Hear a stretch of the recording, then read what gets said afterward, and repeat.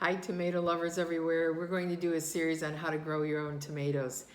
We just love heirlooms because they taste like, heirloom tomatoes taste like nothing you've ever had in your life. So I'm going to turn it over to the expert here, and here's Steve to give you the intro. It's this time of year. It's actually harvest time, and harvest time also means canning time. So you can see in the back, we've started canning some tomatoes.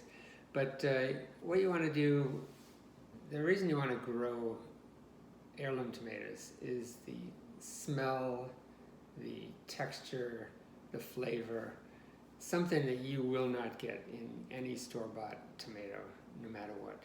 And they can be anything from this pineapple, which is ripening still, to an Amish oxheart, to maybe a black crim, or any number of smaller cherry tomatoes. This black strawberry, a